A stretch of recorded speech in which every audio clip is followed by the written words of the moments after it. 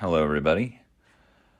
Today we are going to be going through a little bit more about something I've posted before. It's in regards to city data, it's like public data that anybody can use for their own benefit. As you can see here, there's quite a bit of services and just data in general that cities are ultimately just giving out for free, whether it's for your business or for them.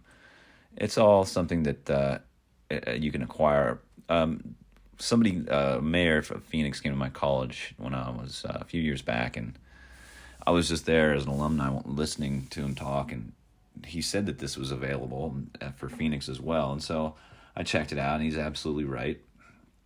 As you can see, here is something I wrote. And as far as Scottsdale is concerned, I put in bus stops, which is like, as you can see here, is all the bus stops that they have,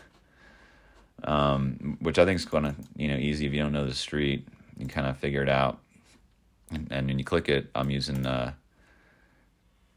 basically the Valley Metro has an API that's open, and you can get the data from them.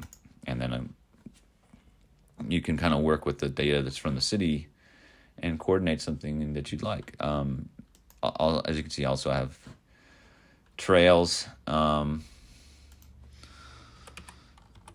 you can acquire the information to. This is all something city data is allowing for the public.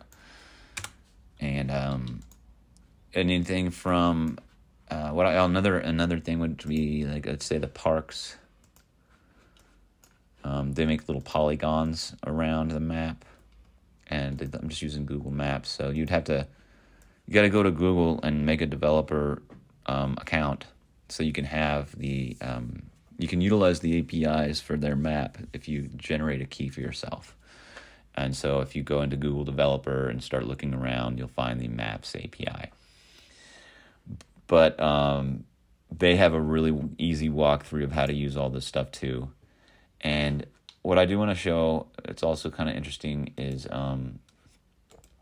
this is the company that the cities will work with. And they are also giving you a walkthrough on how to do the icons and freehand draw lines and polygons. As you can see, they're trying to tell you how to use their data and how to make it look nice for your app.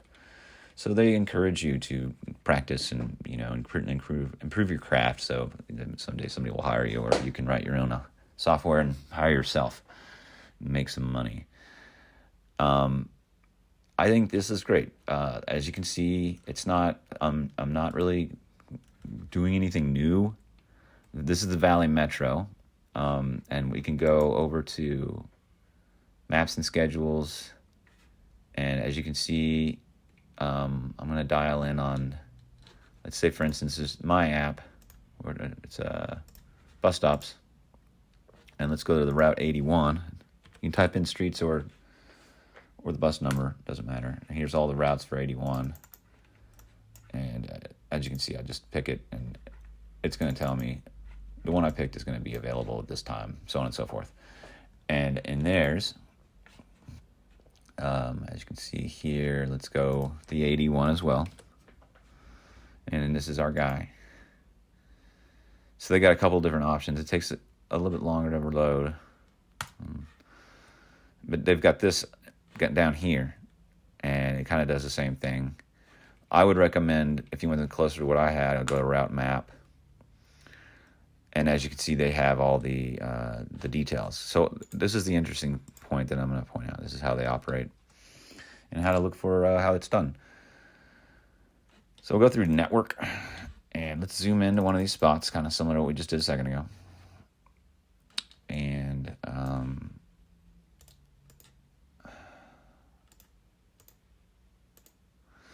I'm going to click one, and there's going to be two calls. Here we go. These are the returns that we got. What the heck?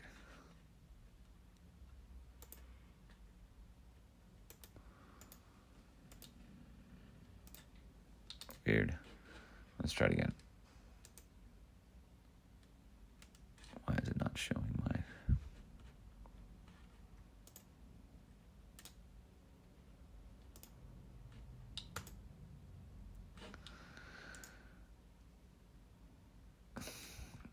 just had this working, you jackass. Now you're just not going to show it. Okay.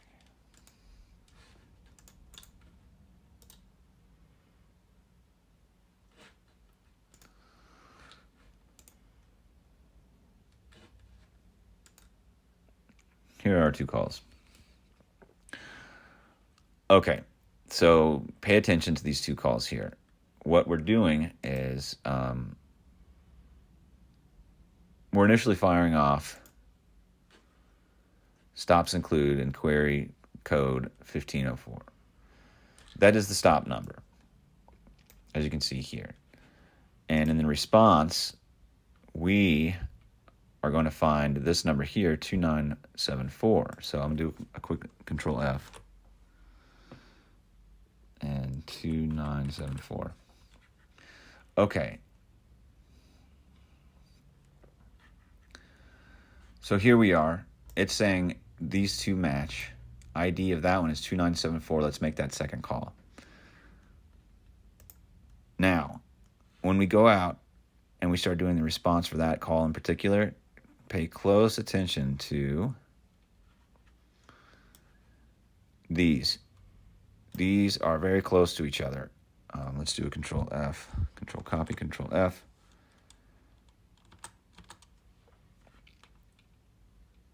So here we start getting a whole bunch of arrival time, departure times. And we have the formatted one.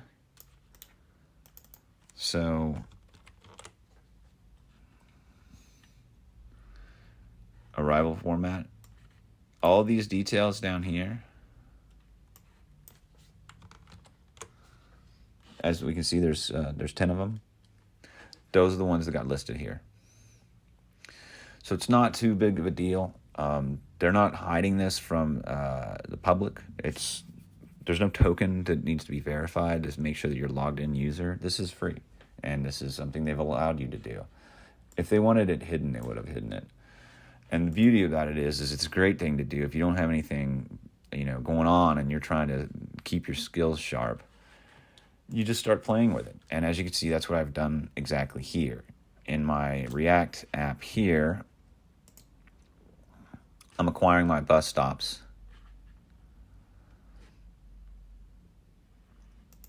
Which is here. And like I said, that can be acquired right here. So bus stops is going to be like that. And it'll just open up the data set and you can download whichever format you want.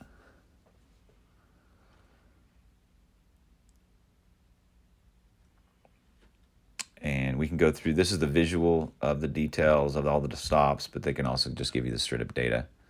But you want to do some downloading. You would ultimately select the download format you want. I would probably recommend this GeoJSON down here. And that would be how you would acquire these stops. And then, like I said, this is whatever city you live in. Let's say, for instance, you live in, I don't know. Like, for instance, I use Phoenix. Phoenix public data set. There you go. Data sets. There's a bunch of them. And you just start playing. Whatever your business, if you're, like, I was noticing that it's telling you routes that are going to be under construction. And so, like, let's say you work for an Uber driver, and it's like you could probably be aware of what's going on weeks in advance and start to plan, like, where you're going to work in town away from construction, let's say. I mean, that's just a guess of a number of things you could probably kind of coordinate and kind of work around if you just knew it was coming. Like, they have information about what companies are coming, and they're going to have their conventions in your town.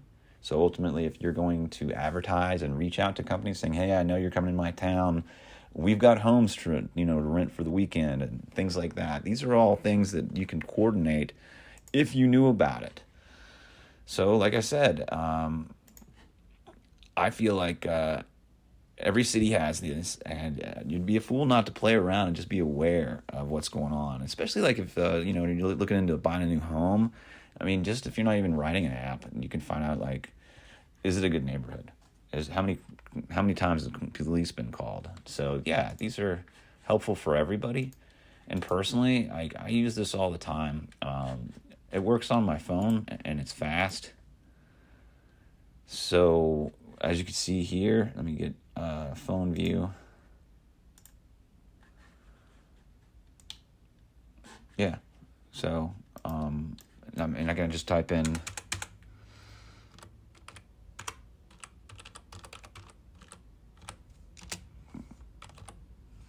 see if it's got any of that. There's now your Scottsdale Road is coming up.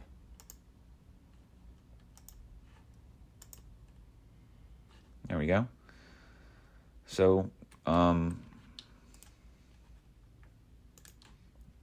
check out all the places of interest.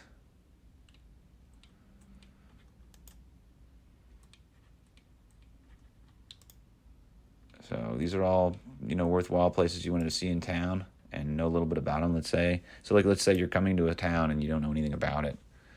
The data set coincidentally is going to tell you where all the dog parks are. It's going to tell you where all the libraries are, swimming pools, just you name it. Tennis courts and racquetball I've got offered here. I mean, in Scottsdale, I think that these polygon shapes are really helpful. Just because, it kind of tells you where you're dealing with it, where the park might be, and how big it is. So, if you want a little bigger park or something. So I think that this is a worthwhile endeavor. And hopefully this is something you guys can find as useful. And let me know if you have any questions. Thanks.